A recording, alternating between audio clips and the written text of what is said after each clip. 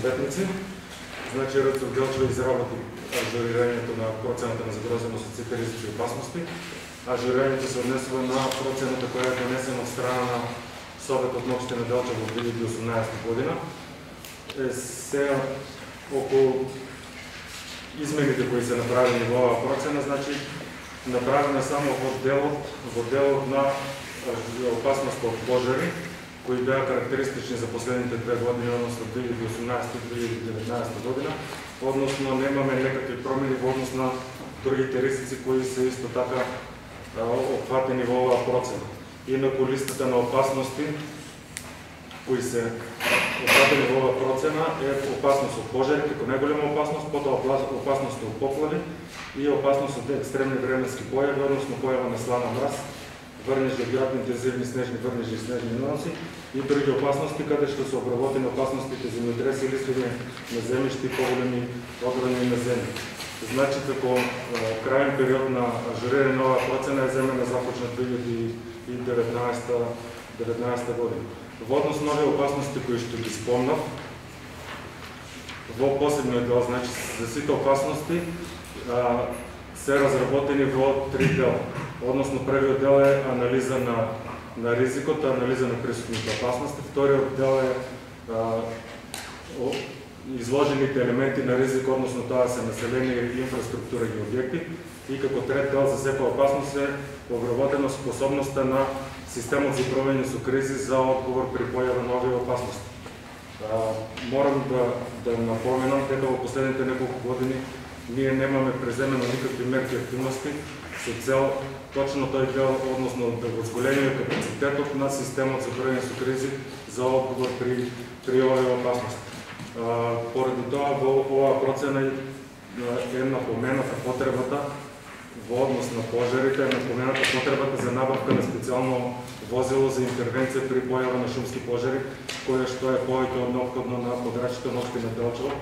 Исто така морам да напоменам дека исто така во процената е нагласено набавката на 2 машини во јавното комунално предпријатие Брегалница, со што е зголемен капацитетот на јавното предпријатие за одговор при појава на пожар, односно преземање на превентивни мерки согласно нивните оперативни планови. Тоа е воглавно околу процената, односно промените кои ги имаме направено. Значи, карактеристично е 2019 година имаме преку 25 интервенции на пожари на отворен простор и имаме 13 шумски пожари, чија што вкупна штета е околу 40 милиони денари. За пожарите на отворен простор немаме проценка на штета, бидејќи таму нема обично сува дрвостаниште и пасиште. Поради тоа е нагласена потребата за набавка и на специјално возило за интервенција при шумски пожари. Доколку имате некои прашања во однос на процената, во резюмето на проценката е посебен акцент е ставено на штетите предизвикани од сите ризици и опасности, кои се пресметани согласно елаборати за проценка на штета од надлежните институции и согласно оперативни планови за заштита на шумна пожар од шумското предпријатие Голуб Делчево. Благодарам на господините образователи. Отварям разправа по точка ръководен брой 4 от днешния дневен ред. Прашање. Бидејќи никој не го разбора, заклучено разправата и предлог одлука за извојување на ажурирање на процена на загрозеност. Да, имам за дополна.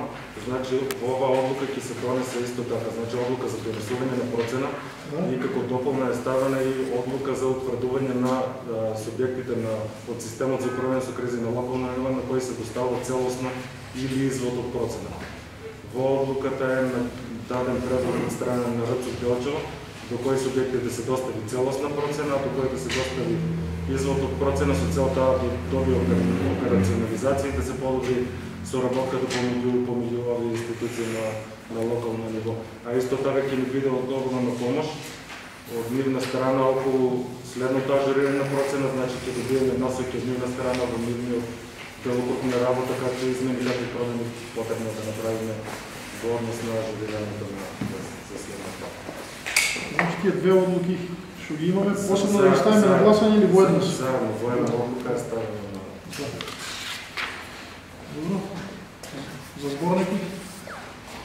Бидејќи никој не да разбори заклучување на справата и предлог одлуката за заповедање на ажурирана процена на загрозеност на површната на општина Белча од сите ризици и опасности и определување на субјекти на кои ќе доставуваат целосно и ризико процена на загрозеност на површната на општина Белча